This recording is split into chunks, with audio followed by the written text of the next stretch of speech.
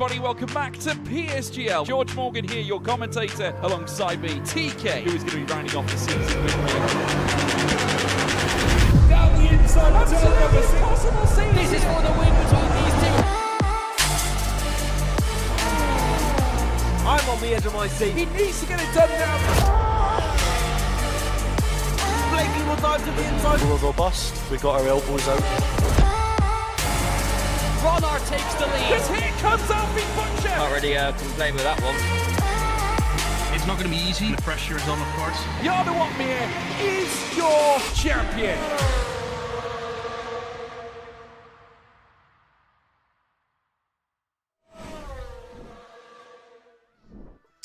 Hello, good evening, and a warm welcome to you. Welcome back to PSGL. The moment has come at last. We have now started season number 41. Yes, you've just tuned into F4, the fourth fastest tier here in PSGL.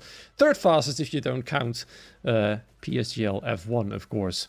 And my oh my, have we got a lineup waiting for you. Perhaps you've already noticed it on the social media channels of this league. The lineups have been out for quite a few days now. But here we are for F4.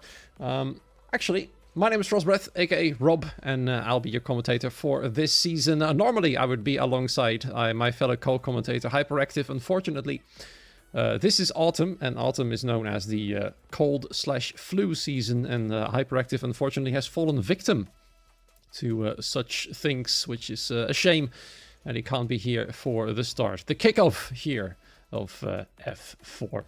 We'll be racing tonight, like every other tier, of course, on the famous track here in Australia, Melbourne. It's a famous track, of course, and a brilliant track to start the season off with. As you can see right here, 3 DRS zones coming right up. Of course, the stuff between turns 8 and 9 has been changed a little bit throughout a few years ago. And therefore, things have been a little bit different ever since. A bit more opportunities to overtake, I'd say. And a little bit better of a track all throughout in general. Now then, let's actually give you a little look at the driver lineup for this tier. A lot of familiar names, no surprises there, of course, and usually you would, of course, notice immediately the top 3 drivers of the last season's lower tier F5, moving up 1 to the 4th tier. But things are different for this one, because the entire top 3 of F5 in last season has not been moved up to F4. No, they are now part of F3. So that means they've done a brilliant job in these time trials, actually. I don't believe they actually had to do time trials at all. They've just been moved up 2 tiers. And that means they've done an extraordinary job right there. But there are still some F5 names regardless. We can see Dennis Kamensky, for example. Ryan Grob, big name from F5 this season in F4.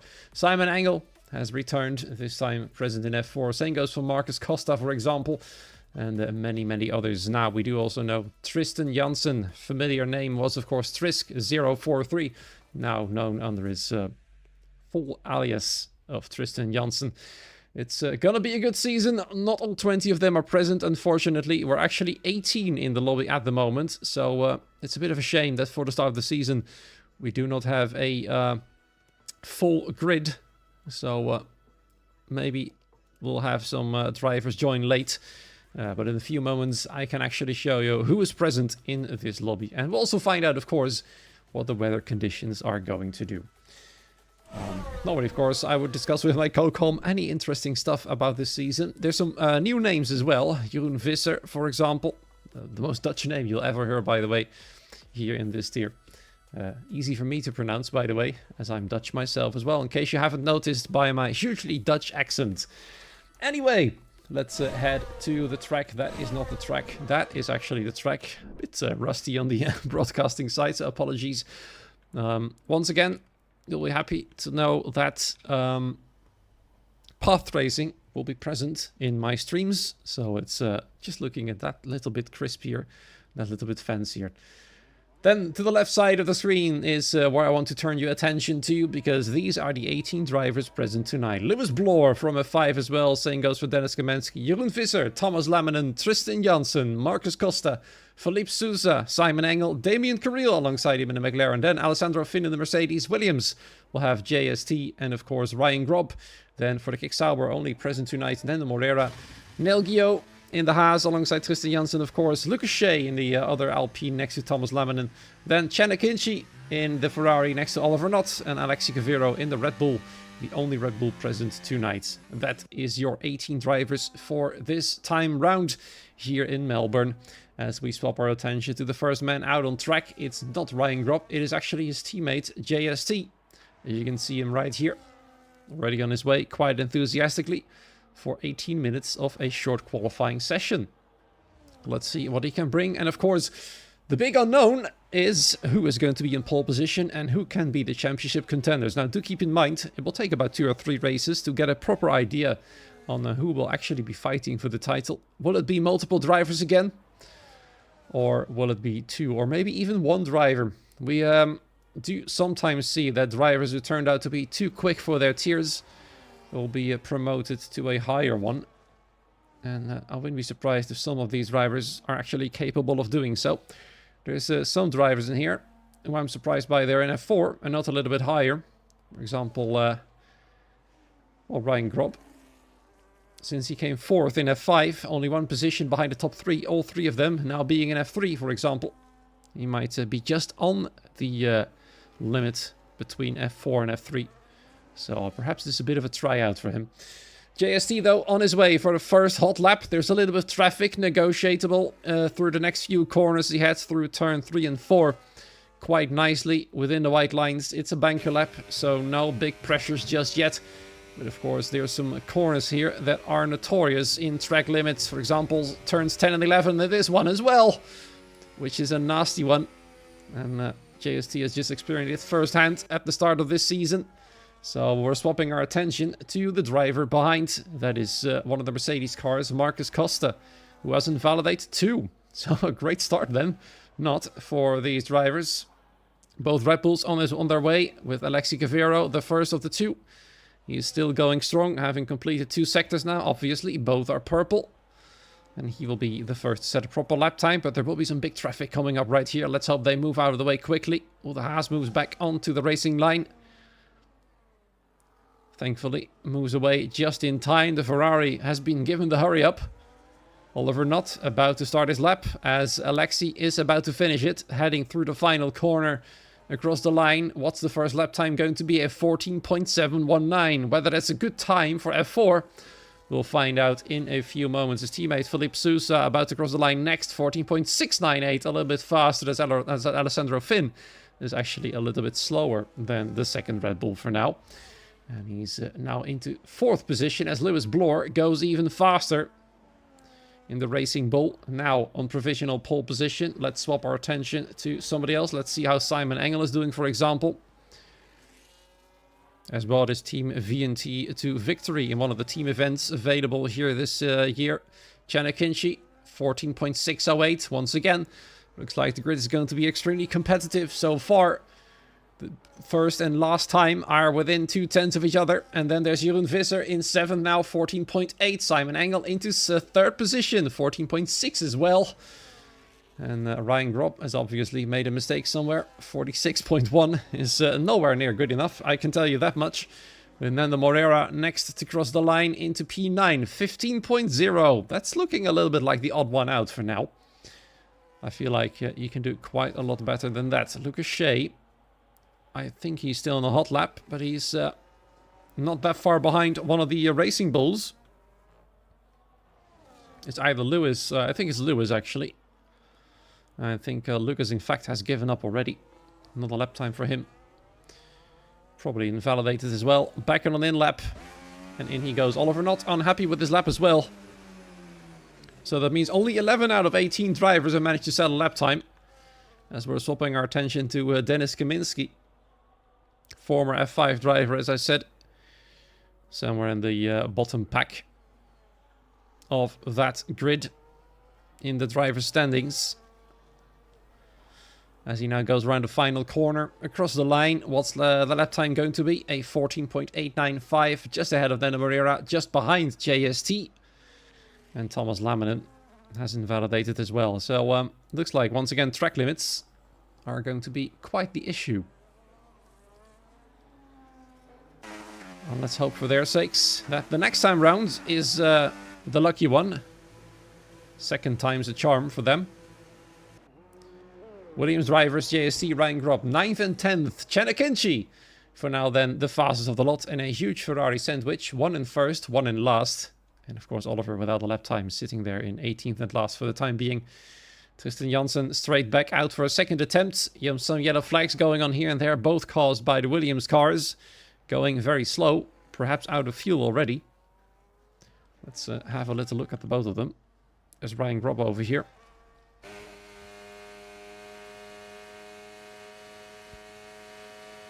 Now he's struggling to get up to speed. Either that, or he's intentionally not pressing the pedal, as Tristan Janssen, for some reason, has decided to come out again. That's a little strange. I'm sure he was out of an outlap moments ago, and now he's just come out of the pit lane once again. In the span of 30 seconds. Very interesting. Anyway, he's gonna try again for a second attempt for a hot lap. The second attempt of the second attempt. Let's hope he can get around this time. That will be brilliant. He's still without a lap time. His teammate is as well. Neil Guillot in the Haas. Thomas Lemon, Tristan Janssen, Marcus Costa, Neil Guillot, Lucas Shea and Oliver Knott. Not having set a lap time just yet. And then Marcus Costa is back out again as well. You can already see those who have failed to do so in the first time go out early to make sure they've got a free track. However, as Tristan might experience soon, there will be traffic on the way. There's some more drivers heading out right now as Marcus is having a tough time in turn 4. That's the first proper yellow flag for the incident. The first incident of F4 this season. So far, it's a tough one for Marcus. Let's hope he can find some proper pace now. Tristan Janssen on his way now through turn 1, sliding a little bit, as you can see right there. A bit of understeer going on in the Haas. Keep in mind, of course, performance is equal, so these cars should all be as fast, but it looks like this Haas is quite the handful for Tristan. I'm not sure how comfortable he is, whether it's the setup or maybe something else. Could be the nerves. And of course, as has become a common thing in F1 games, throwing the car through corners. Which of course is a big hit on tyre wear. Which is also why many drivers find tyre wear to be the issue. That's a nice cut there. Oh, too much throwing through the corner there. And nearly goes round. Tristan's second attempt of the second hot lap doesn't quite work. Is he going to reset and try again? That's the question. I doubt it. I think these tires might be destroyed due to that big slide and the many other slides. And not enough time to charge the battery. And in he goes straight away. Big shame then for the Dutchman on his second attempt. Marcus Costa then, after his adventure in turn 4. Let's see if he can come around safely this time. Yes, he can.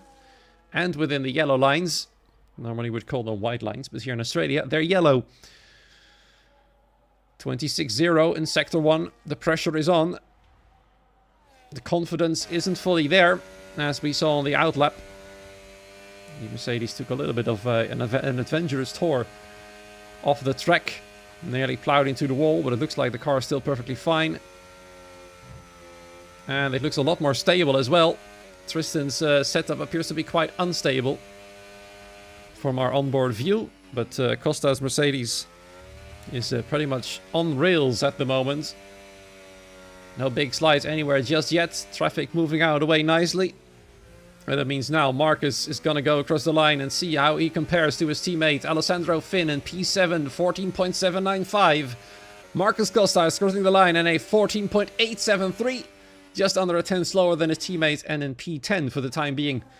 So, swapping our attention back to the provisional pole sitter, Chenakinchi, on his way through Sector 1, half a tenth quicker than about to exit Sector number 2 as he heads to turn number 1011, 79 milliseconds. Not too shabby. That's a good improvement so far. Might be a 14.4 if he keeps it up like this. No mistakes though. Stay within the white lines. as Lewis Bloor has now officially overtaken Chen for provisional pole. But I feel like this man is going to take it away pretty quickly. So far, these two drivers have been the contenders for provisional pole position. The both of them have swapped positions around now. And I think Chen is going to re-overtake him. Yep, there we go. Wow! Nearly 2/10 quicker then on the line.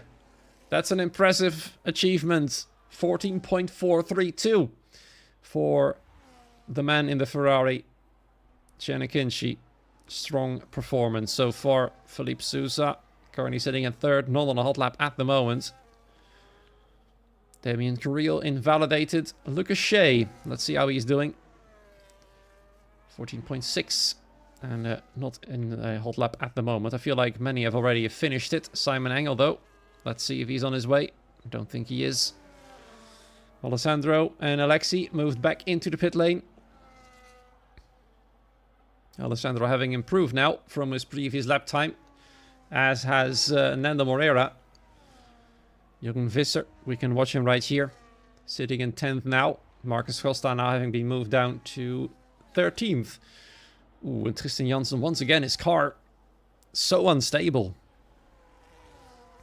Feel like there's a little downforce on the rear. Just to go for the straight line speed. Or perhaps it's something along the lines of the ride height. But this is an unhappy looking Haas. And he's still without a lap time. And now the pressure is properly on. Oliver Nutt, same story. He's still sitting in the pit lane. Not doing a whole lot of things. While his teammate finds himself pretty comfortable in pole position. Well over a 10th quicker. Which of course is quite the margin in tiers as competitive as this. Alexi Guevara and Nando Moreira on the exact same lap time. Which is a more and more common sight these days in high tier racing in the F1 games. As JST, look at that, has done a big improvement there, all the way out to P5 for the Williams driver. And just over 2/10 away from pole position, and 1 millisecond slower than Damien Carril, as well as being 4 milliseconds quicker than Lucas Shea, 5 milliseconds quicker than Simon Engel. AKA, these four drivers are incredibly close together. The other Williams of Ryan Grob moving to 2nd place. That's more like Ryan, the Ryan that we know. He's now just over a 10th slower than Chen Akinci. Chen so far has been untouchable. It's a brilliant performance by him so far, no matter how you look at it. You can't deny that he's looking to be a potential candidate for a championship. But still, of course, the whole race has to come by. 29 laps. Now, we all know that qualifying performance isn't everything. You can be as fast as you like in a one-lap pace, but the race pace is going to be the most important thing, as well as tire wear. Tire management is going to be a big thing as well. We'll most likely see most drivers start on the mediums and then move on to the hards, as it appears to be the most favored strategy. Just a little side note here. I hope the noise in the background is kept to a minimum. I think it is, according to OBS. If I don't talk, all the volume bars go empty. But there's a storm going on here in the Netherlands tonight. I'm nowhere near the epicenter, so to say. But sometimes the windows creak quite a bit. I can hear it through my headphones and my headset, in fact. But I don't think it's bothering anybody. Just hope the chairs on my balcony will still be there come next morning. We'll find out. We'll find out. So far, in every single storm that has passed, they haven't been blown away, so it should be fine. They're not the lightest chairs. It's not the biggest balcony either. It's what I'd like to call a French balcony, so it's a very small one. Not even a meter in width. About 4 meters in length, so 2 chairs easily fit opposite one another. But there can be no chairs next to them, and a small foldable table hanging on the side of it. Anyway, the looks of my balcony are not important. This is what counts now. The battle for pole position. It looks like it might be 3 drivers now. Lewis Bloor, Ryan Grob has just mixed himself into that position too. And of course, the man to beat still, Chen Akinci, as the pit lane is emptying fast. And there he is then. Oliver Knott is heading out as well now. Tristan and Oliver still without a lap time. The pressure is on properly. It's not Tristan that's going to be the first to start a hot lap. It's his teammates, Neil. Currently the slowest of the qualifiers. He's going to start a hot lap now. Or maybe he's going to do another out lap. Never mind. His battery light flashing just turned off. That means he's going to push now. Saved as much battery as he could to the line. And now things are counting. If he messes this one up, it will be a hurry to the finish line to get another hot lap in. Of course, 1 minute 14 is the benchmark. And he's just got under 2 minutes. I believe it's about 1.5 minutes remaining. So if a mistake is made, he will have another shot at it. But it's not going to be nice, because the tires will have more wear by that point. 25 milliseconds slower in Sector 1. Not the best of starts, but perhaps the mistakes came in the second or third sector. We haven't watched him go around properly yet. There we go. A little bit quicker in Sector 2. 11 milliseconds. It will not bring him anywhere, as he nearly went too wide. The both Williams cars moving out of the way. They know this Haas is going fast, but now there's a huge line of traffic coming up. Let's watch it on board. There they all are. Thankfully, they move to the side. And what about the Mercedes? This is going to be a distraction for the Haas driver. I hope it wasn't. A bit of dirty air here, perhaps.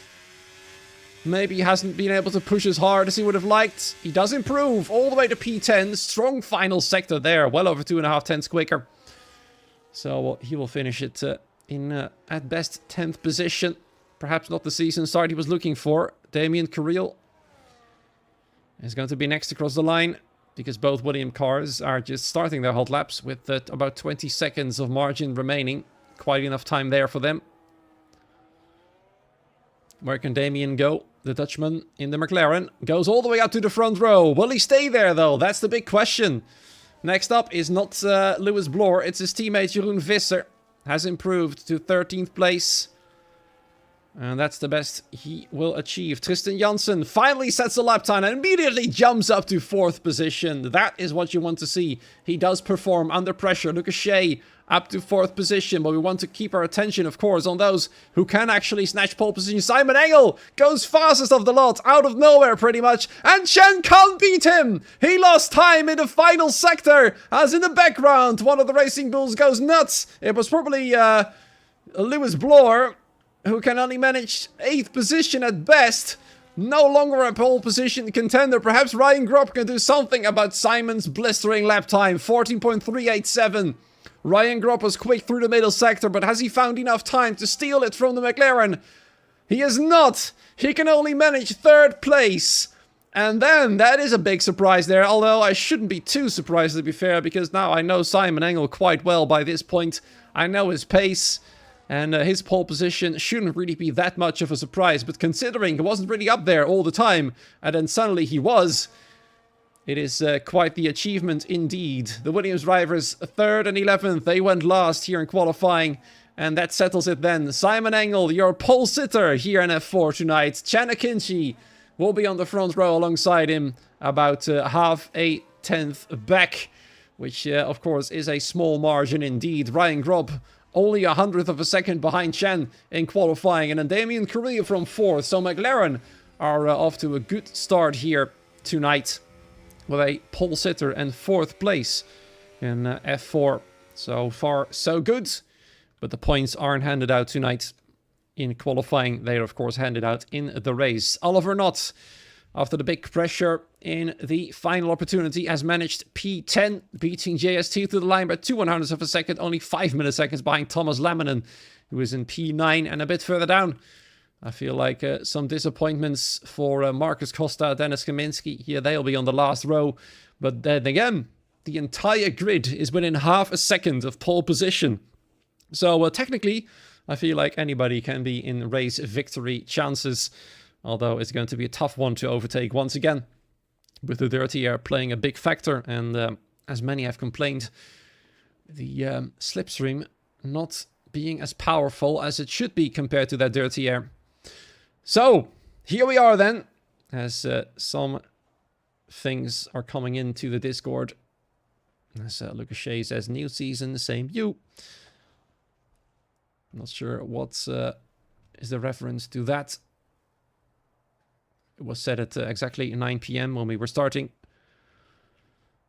Damien Carril reacting right now. Nothing about qualifying though. People complaining about messing up their lap or perhaps some traffic being in the way. So all remains peaceful for the time being. But that might change soon. The peacefulness will become potentially a war zone. If things get messy in the race, and with the grid being this close, that might just be the case. So I'll keep you updated on the shenanigans in the Discord. But for now though, race time and strategy talks. That's interesting. I'm not sure if you were watching the McLaren pit box. We saw the mediums swap to the hard tires. So for sure, it might be that Simon has decided from pole position to go on the hard tires. We'll find out now because the lights are coming on and the season is about to start for Tier 4 here in PSGL. And off we go then for the first time here in Melbourne, Australia for 29 laps of racing. Simon Emmon coming off the line quite well. Shenikinshi can try and move alongside him, but Simon has it covered quite nicely indeed and retains that first position. Damien Carril trying to get close to Ryan Grubb, but it's Ryan Grubb who's actually on the offensive side by side. He goes in turn 3 with the Shenikinshi there, the Ferrari driver, having to bail out. Down to third, and Ryan up to second place right now. Everybody has come through the first few corners unscathed.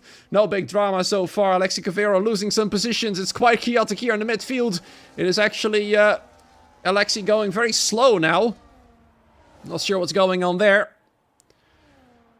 But it looks like not everybody has come through unscathed so far. Thomas Laminen on the attack against Nando Moreira. Has to concede. Now in 9th place. And Oliver not quite on the roll right there. Trying to get past the Alpine. But the Alpine closing the door quite aggressively there. So Oliver not has to stay behind. In fact, he's now under attack from the other Williams. JST trying to move past there. Finding a gap somewhere around the outside preferably as they head into the final 2 corners. It is still side by side, but more speed for Oliver Knott allows him to stay ahead for the time being. Let's see how the tires are doing. Only 2 drivers started on the hards, and Alexi Cavero might be out already. Is it a puncture? I'm not sure. It's either way. The Red Bull isn't functioning properly. That might be end this race then. Indeed it is. Retirements on the first lap of the first race of the season. It's, well, pretty much the worst way to start it off. Apart from crashing in turn 1, of course. Jeroen Visser, Nel Gio going side by side. Jeroen getting pushed off and giving up a little bit of a tap there. Perhaps not the friendliest one. Marcus Costa moving past as well. And Neil now in last place. Not something he's used to being, I'm sure. I know his pace is quite strong as well. Can be as fast as Simon, I think. From what I can remember. But it's not meant to be at the moment. And that means the final group has now separated from the main group. 14th downwards. No longer within DRS range. Alessandro Finn has to push like mad. Ahead of him, Dennis Kamensky trying to get past Felipe Sousa. Side by side. It's hard but fair racing so far. And Felipe is having nothing of it. The only remaining Red Bull. Ooh, bad exit right there. And that means Dennis is trying to fight something around the outside. Allowing the group behind to get back within DRS range. They nearly take each other out. But it remains stable for the time being. I believe Philippe might be on a comeback. No. Dennis has just enough speed and DRS to stay ahead of Felipe Sousa. So let's see. The position swaps is what I'm trying to find. Dennis is on a roll from 17th already up to P12. Other than that, a few position swaps here and there. Ryan and Chen, of course. Lewis Bloor, Lando Moreira. Swap positions 7th and 8th.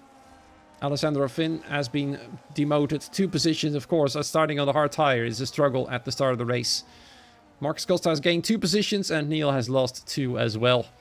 And the rest, frankly, has remained in their starting position, including our pole sitter Simon Engel, as Philippe is trying to get back past Dennis again. Whoa, Dennis is not having a fun time. 3 infamous turn 9-10. I kept saying turn 10-11 in qualifying. Apologies for that. Turn 9-10, I believe it is. Chicane, so to say. Went a bit wide. Probably picked up a warning there. That I doubt is removable. Heading to lap 4. As the field has now stabilized. You can see there a Haas moving out of the way of the slipstream to cool the tires and the engine. Which of course is necessary these days. Quite like that. We just don't like the fact that slipstream is almost non-existent these days. And races are becoming more and more like what we're seeing now. A big long train of different colors, unable to overtake one another. And strategies are the only thing that will throw some interesting things into the mix. For now though, this might be what we're watching for a little while until the pit stops happen. Last season, around this track, we saw them happening from lap 6 onwards. And then a long stint on the hard tires until the end of the race.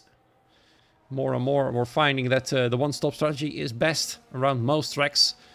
There's a few exceptions. For example, Sao Paulo, Brazil, is almost a definite two-stopper. As Chanakinchi is starting to struggle against Damien Carril.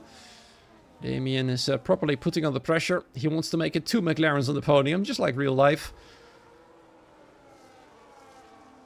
He just needs a good exit, but he's definitely very close.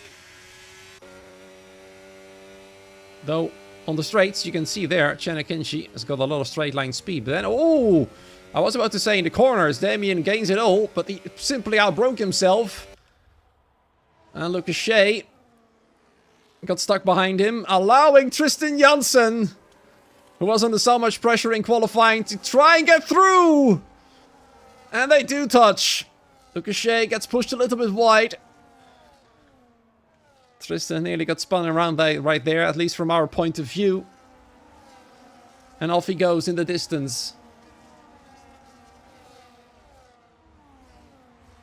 Lewis Bloor, Tristan Janssen and Lucas Shea at each other's throats. All due to the fact that Damien outbroke himself in turn 1 on this lap. He's caused a bit of a chain reaction behind as 4 drivers in the background go wide exactly the same moment. That is extraordinary. From Thomas Laminen downwards. Nobody could keep within the track limits. It is indeed like we're watching a big train of cars. All stuck. It's like they're all chained up to each other. There's no way past and they all follow the same route pretty much. Except for Tristan Janssen, who likes to go out of the slipstream. Nando Moreira as well. In the background, a few other cars, like Thomas Laminen.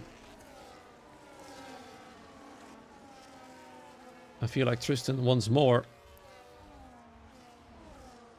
He wants much more than P6, of course. Everybody wants that. But so far, he has to remain there.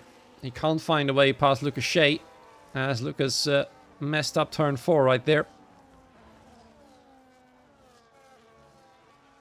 It's not an easy track, even with the changes and the extra DRS zone. 4 zones, can you believe that? That's a rare thing to see these days. 4 DRS zones. But there they are. Ryan putting on some pressure to Simon Engel. Chanakinchi wants his 2nd place back. He does the same thing to Ryan. Damien Carril has fallen back a little bit. He was very close for a few moments to the Ferrari, trying to snatch the podium. But Chan certainly doesn't want to lose another position. That would be an unhappy start to the season for him. Not as unhappy though as Alexei, who has retired on the end of lap 1, in case you've missed it. I'm sure that a few of you watching have tuned over from F3 or F5 to this event going on right here. Either that or you're at F2 right now, which is of course streamed simultaneously to this tier. Alessandro Finn and Dennis Kamensky going at it.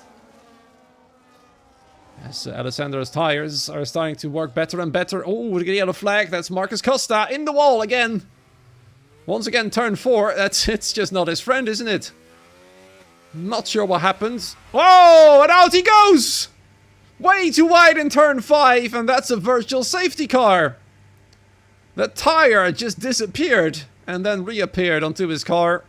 And now his Mercedes is right in the middle of the road and gone. With the virtual safety car, things might change a little bit, but not too much, I'm afraid. Would have been brilliant if it was a full safety car, as Marcus Costa becomes the first retirement of the season for F4 on track. As we're waiting for the green to get going. Will it stay out long enough for drivers to pit on this lap? It would be a good opportunity. Are they going to gamble it? Are they going to gamble it? Yes, the race leader is gambling it. Simon Engel from the lead of the race goes in.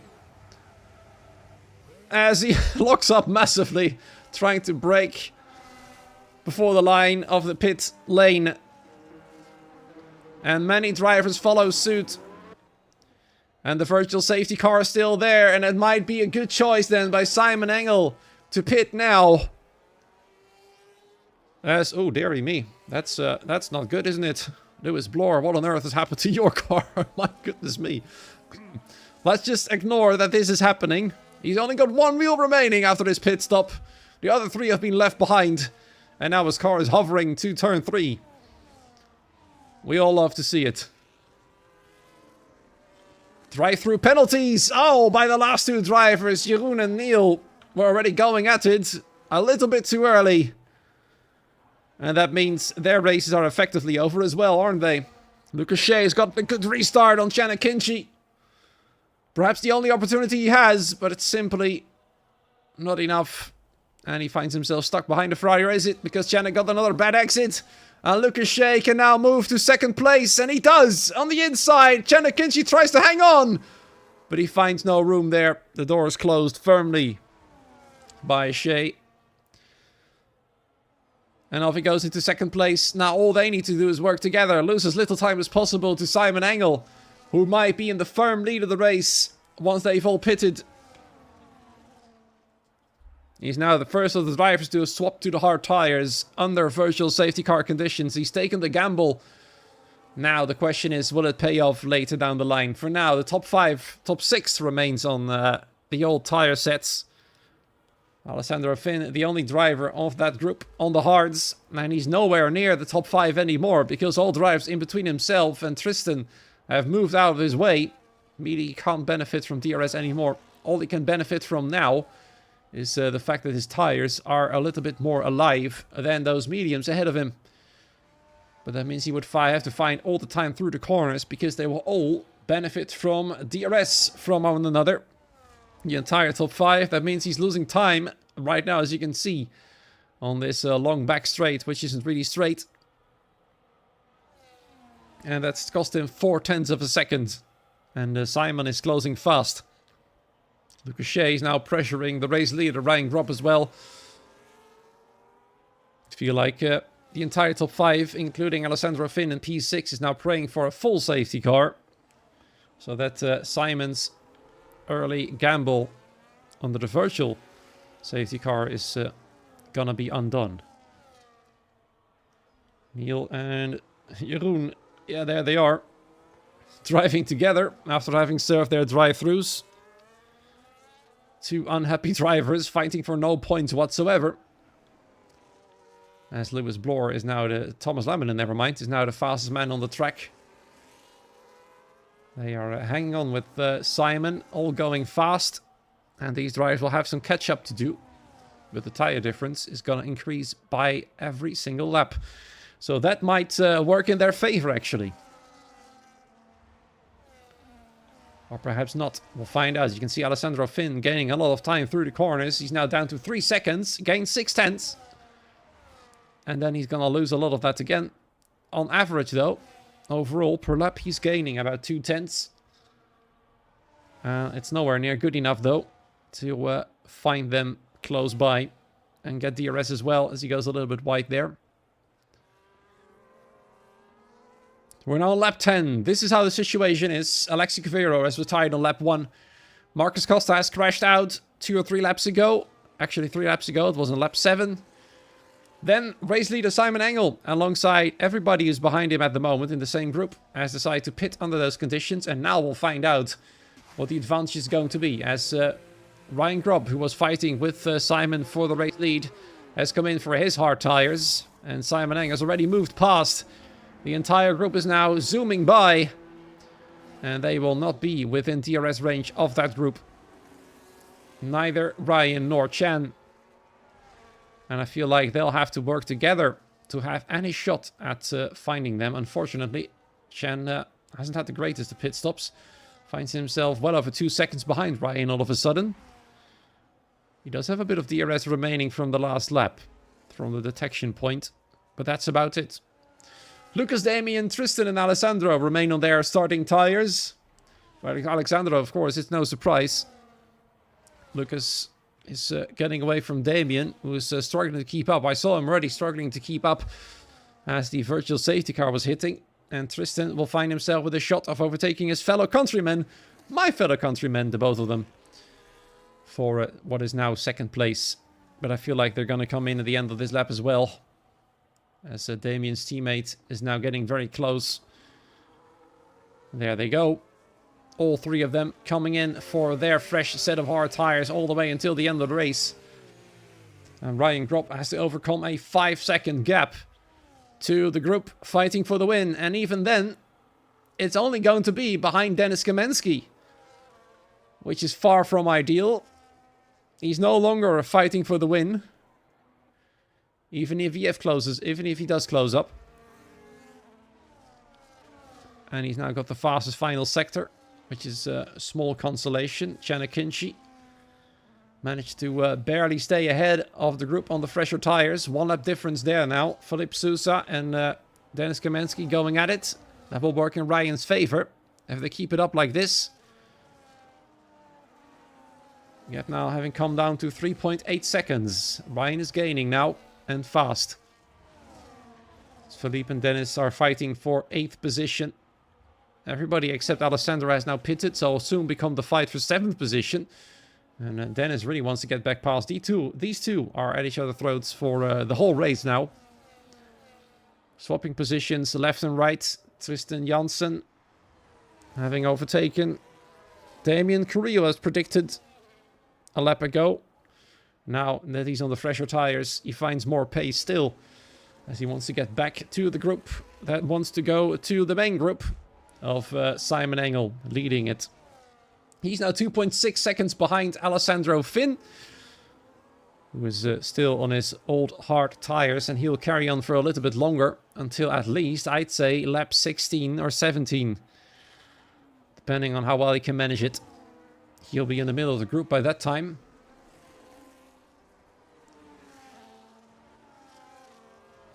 A yellow flag. Oh, that's Oliver Knott. That's the other Ferrari into the gravel. Is somebody else there as well? I feel like JST perhaps. Yes, he is. JST and Oliver Knott have come together. JST making sure he isn't in the way of those faster cars. He's back up to speed now and he slows down again. Is he letting Oliver back through? Oliver Knott is finding himself with a penalty as well. Not sure what's happened. JST is now, is he back up to racing speed? Difficult to say. He's not going very fast. And Oliver Knott is closing in rapidly. What's going on here then? Is this the end of the race for JST? Is he throwing in the towel now? There's Oliver Knott already. I'm sure it's been a collision between the two. Weaving a little bit there. Perhaps signing an apology. And then retiring in the pit lane. Sorry. No, he carries on. Not sure what the slowdown meant then. I think he wants to get back within Oliver Knott's range. To make it fair. Which is fair play by him. Alessandro Finn is now holding up this entire group. His teammate is out. So he's got nothing to... nobody to help. But it does allow those behind this group to catch up a little bit quicker. Ryan Gropp now within 2.2 seconds. He's gained a second over the last 2 laps. As Simon moves past. Nando wants to move past quickly as well. He's now within a chance for the win all of a sudden. Something he probably didn't expect at the start of this race, as he started from P7. Same goes for Alessandro... never mind, not Alessandro Finn. Lewis Bloor. Of course, starting from 8th. Still with only 1 tire. His car hovering around Alessandro Finn right there. This is quite the extraordinary sight, isn't it? He doesn't even have mirrors, or actually he does, yeah. He's just missing 3 tires. That's all. Just 3 tires missing. Who cares, really?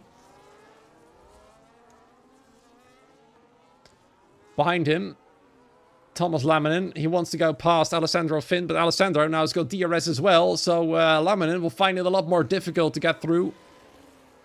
He needs to get a good exit now to get a move on, and Alessandro knows it. Is Alessandro gonna defend? He suddenly finds himself in a fighting position. He doesn't have to let him through. There's no blue flags. Of course, fighting hard will cost him a lot of time. Even more time than he's already losing on these old tires. So he's going to have to pick his fights carefully. For now, though, he can stay ahead. He will still get DRS. And I'm not sure if Thomas can pass. There he goes. He's using a battery now, the Alpine, to go around the outside. But looks like Alessandro's got more straight line speed. He simply can't find a way through. And that is going to hurt his chances of staying with the top 3, I should say. Now on the inside then, perhaps, with more grip. Yes, he does. Next up, Felipe Sousa with a dive on the Mercedes. Pushes him a little bit wide. Of course, Dennis wants to come through as well, and he does. Alessandro makes no big deal out of it, which is smart. This is smart racing. You can fight it. Yes, of course, you've got every right to do so, but simply not smart. And in leagues like this, with the pace of all the drivers being that close together, you have to pick your fights very carefully indeed. Ryan Grob also moving past Alessandro Finn, and he finds himself within DRS range of the main group. He's done it. Now the big question is it enough? The tire offset, 3 laps between himself and the group that is pitted on the virtual safety car. You will probably have a bit more pace compared to the drivers in the rear end of this group. Dennis and Philippe. Thomas Laminen perhaps as well. But the top 3 were pretty equal on this pace. That will be a bit more difficult to get through. It's going to be a challenge here as well, isn't it? Alessandro Finn has been left in the dust. Lucas Shea is trying to get past as well. A man also who was fighting for the win before the pit stops. Oh my goodness me, that nearly went horribly wrong as he went through in the chicane. A nasty position to get past, but Alessandro Finn left him a lot of room there. Very respectful there from this man. He knows these are not his fights. He'll be in stone dead last anyway, once he pits. And then he's going to have to drive like a madman to try and catch up. He's carrying around for another lap. Now Damien and Tristan are in his rear view mirrors. We're getting some close battles between Philippe and Thomas.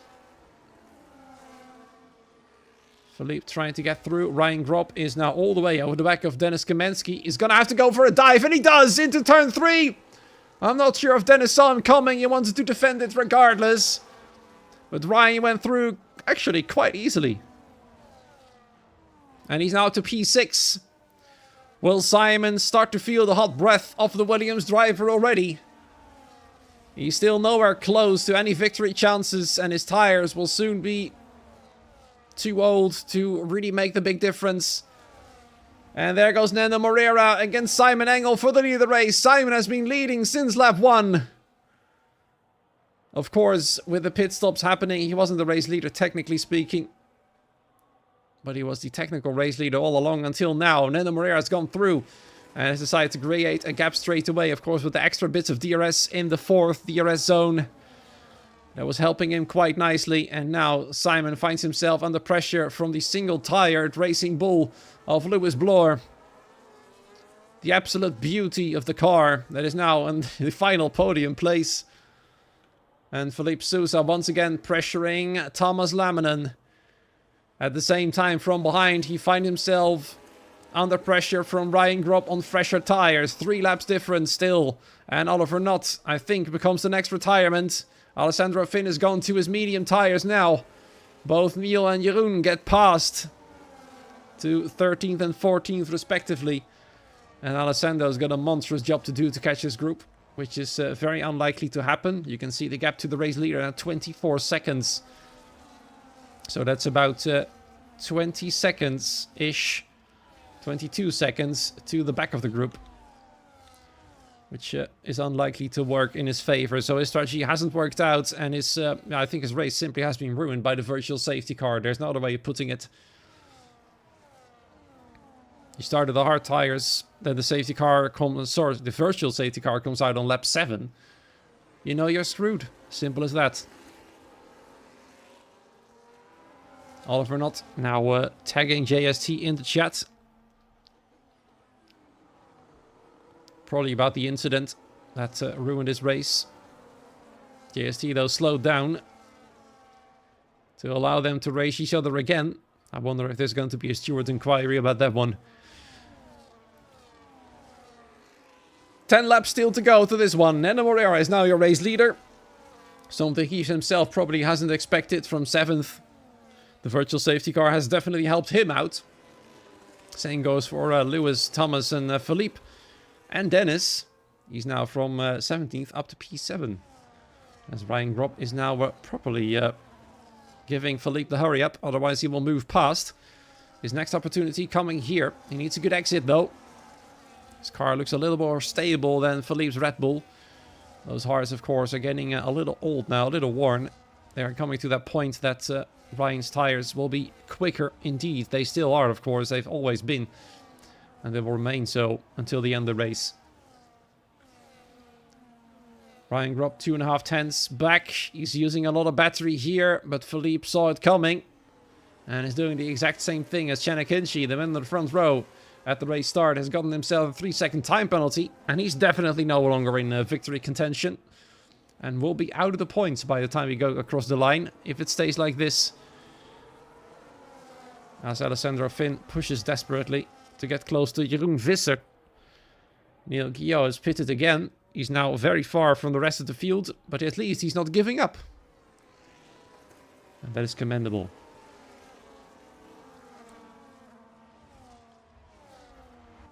Ryan Grob can get close in many corners. He's going to try it again. Same as he did on Dennis Kamensky. Dive on the inside. But Philippe saw it coming, as Dennis didn't. And now he's compromised his exit. But Ryan Grob will not find a way past here. That will be way too difficult. And now he'll be stuck again on the back straight. His time is running out if he wants to win the race. Nando Moreira is starting to drive away from Simon Engel. That is something you don't see very often. Simon is struggling to keep up, or perhaps he's simply saving tires and battery. I can't tell you yet, but he's now 9 tenths of a second away from the race leader. Barely hanging on to it.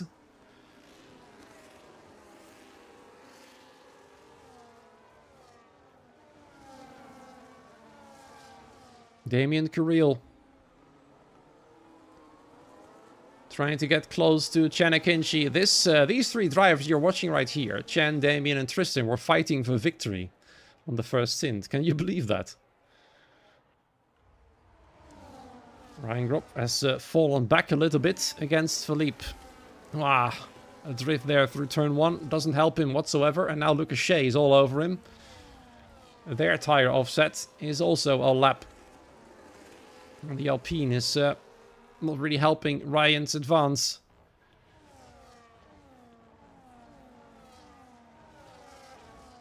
We're starting to reach the finale of this race. And the fight between Nando and Simon is currently non-existent. And Nando is keeping Simon at bay quite nicely. Either that or Simon is simply sandbagging at the moment.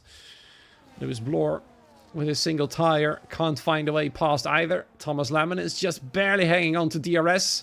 If he loses it, he'll be a sitting duck to Philippe, Ryan and Lucas especially. The last 2 will be a problem for him. He needs to stay within range to defend his position. His 4th place. A podium is at the moment not looking that likely. He's gained it all back though in the final few corners. Perhaps an opportunity here to keep them all behind. Looks like that will be easily done. As we head on to lap 22. Of 29 right there. We're counting them down. And then we'll know who the first race winner is. It will still be difficult to predict the championship winner, of course. There's still a lot of races to go. And Nando, having started from somewhere in the upper midfield, finds himself with a lead. Janakenshi tries to get past around the outside. Turn 3, that is brave. Whoa, whoa, whoa, that goes terribly wrong for him there. Because there's Damien Carril trying to get on the inside of the inside. Oh my goodness me! A humongous crash between two drivers right there. Tristan Janssen and Janakenshi. And now I've decided to play bumper cars. And Tristan gets a 10-second... Oh, there goes JST powering through. That nearly went horribly wrong as well. And as I just said a lap ago, these two were fighting for victory and no longer. Now they can keep each other company with Tristan's car at least looking far worse than the Ferrari of Chan. But both out of the points, and Alessandro probably can't believe his luck. He's now within a second of points on his fast medium tires. Just behind JST. Finds himself in 10th now. They will not get closer to the group, of course. Damien Carril. I'm not sure if he was the catalyst for the big incident between Chen and Tristan. It all happened when Chen tried to overtake Dennis on the outside of turn 3. That didn't work. Then Damien tried to get through as well. And Tristan retires. And Chen will probably retire as well. Yes, he does. Both out of the race now. And that means we're now up to 5 retirements. That just shows the state of league racing, to be fair. There's no chance of catching up anymore. Safety cars are rare these days. And if you're that far behind, you just can't catch up. There's no chance. I do commend Neil and Jeroen for not giving up. Jeroen is now close to points. Luckily for him. Of course, Neil had to pit again. Jeroen has decided to carry on his hard tires until the end of the race. As his tires are about as equally as old as the top group.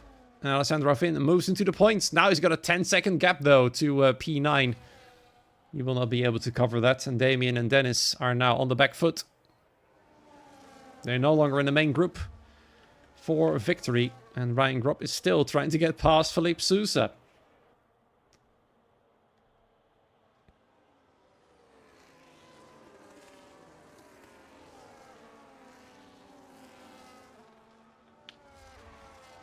This, though, has been the most fascinating thing to watch.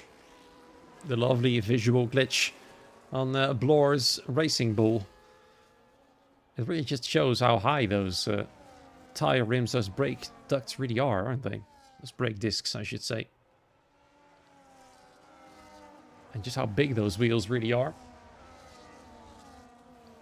Nando Moreira still isn't in the clear yet. Simon is hanging on, but he can't really get close enough. Like I said, he might be sandbagging, but I doubt it.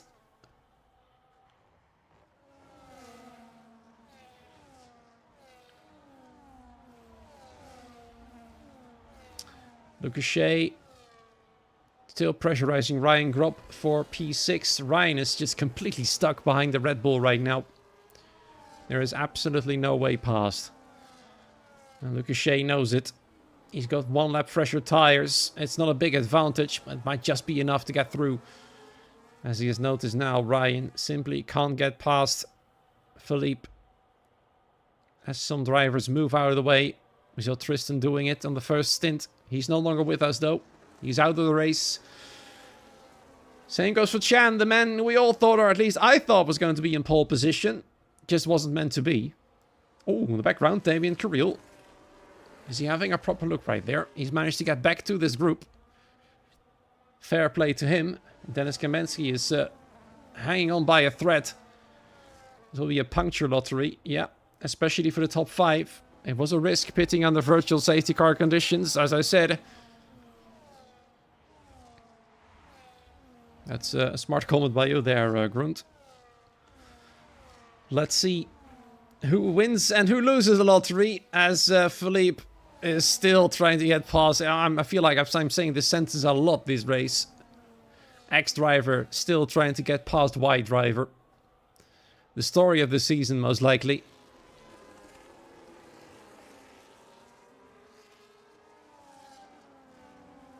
There's just very, very difficult to overtake nowadays. Big shame, big shame. Alessandro Finn still has JST for company. His medium tires are now past their prime. And JST perhaps still might have a shot at points, but 17-lap old hearts don't really work in his favor. He's in that puncture lottery as well.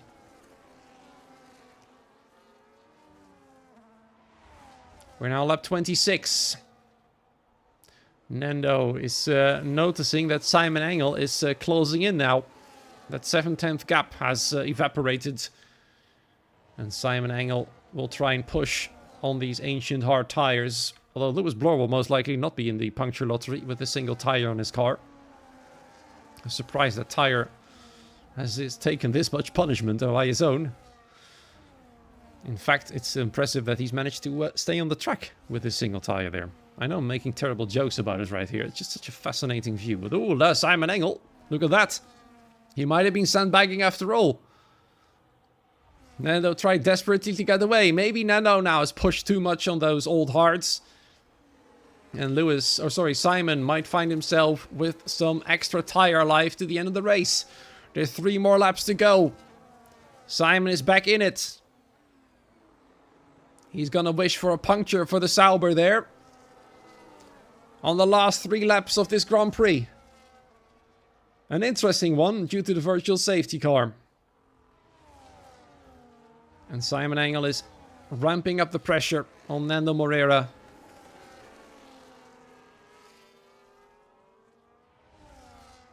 He's got DRS, Nando doesn't. That will be his advantage and perhaps some extra tire life as well. We do not know. It's difficult to see from onboards as well. Although you can see those lines on the tires, meaning that they're at least on, I'd say 70%-ish. And puncture territory lies at 80%. So now it depends on how well these drivers have saved their tires. Lucas Shea will not be in the lottery yet. 15-lap old at the moment his tires are. And Ryan Gropp is not a happy man. His advance has ended with Philippe Sousa. As Carson in the chat now says, most drivers are at 80% wear. Oh, there we are. It is indeed puncture lottery. And by this time, Simon Engel has moved past for the race lead. Nando tried to come back at him as he bumps him through the final 2 corners. The hot breath of the single-tired Lewis Bloor. Behind him now, getting very hot indeed. Thomas Laminen in trouble as well. Trying to get stay ahead, of Philippe Sousa. He's been trying to get past all race long. 20-lap old hard tires with 1.5 lap pretty much to go. Which one is going to pop first? Who's going to be the unlucky one? Who will remain in the lucky zone? That is a big question. Can Simon hold those tires alive? Looks like Brunt and Carson are in a disagreement on those tire wear percentages. So we'll see. We'll see. If a tire pops, we'll know it was at least at 80% wear. And there goes Damien Carril. Finally an overtake happening in the top group. And he moves up to 7th. Yellow flag. Is that JST with a puncture? Is he the first unlucky one? He is! Left rear has gone for the Williams. The lottery has started and there's still another lap to go. These hands will be getting extra sweaty now on the steering wheel, as they probably have already heard about JST's demise. He was on 20-lap old hards as well. And he will be struggling to get back to the pit lane. He's not allowed to retire on track, but this is pretty dangerous too, I'd say. Thankfully, he will be ghosting. I believe he is. I'm not sure entirely. I believe I saw somewhere the ghosting is actually off in these top tiers. There's Ryan with the last lap lunge. He's got no choice. He wants to get past now or never. He knows the top 5 is in trouble with tires. He knows he's got some life left. Maybe just enough to get past, but there's a yellow flag coming up. So if he's going to do it, he has to do it now. His own teammate is causing those yellow flags. And there's another yellow flag. That is Dennis Kamensky, I believe, with a puncture as well. Same left rear. And another one. Thomas Lemon, left rear. And he's facing the wrong direction. It is indeed a lottery. And then the Moreira and Simon on the final few corners, side by side. And there's Lewis Bloor as well, 3 wide, perhaps, for the win. No, it remains 2 drivers, and Simon nearly gets himself a puncture trying to get past. And Lewis Bloor now all in it. On the final corner, now 1 tire goes into 2nd place. And then the Moreira, with the safety car on his side, wins the race, the opening race here in Australia. Lewis Bloor, with 1 tire, literally, or at least visually, I should say, comes home into 2nd place. Simon Engel from pole position.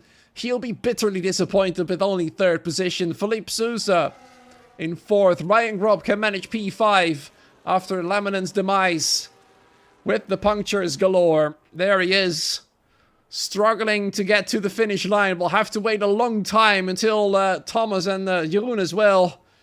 The left rear puncture there, as you can see. Thomas Laminen, left rear puncture. And Ryan, of course, voicing his disapproval of the virtual safety car timing. Really, really good, he says sarcastically. Lucas Shea tags him and says, man, it can't have been that hard to overtake. Apparently it was. Yes, that's just how the game is nowadays. And Damien says how most of you guys get no puncture. Yep, I think, Grunt, you are absolutely correct. Puncture lottery was the word of this season, this race, I should say. Puncture lottery, the word of the race for F4. Wow. 83% for Lewis Bloor. And that's it, folks. Let's see if the top 3 will give us some insight on their tire wear situation. And how sweaty they became by the end of it. Of course, we'll have a quick look at the final results. And then Moreira from 7th to 1st. Lewis Bloor from 8th to 2nd. They'll both be very happy. Simon Engel, though, will be the unhappy one on the podium sitters. As I'm tagging them now in the Discord for a potential interview in the waiting room. Let me actually copy and paste the waiting room link.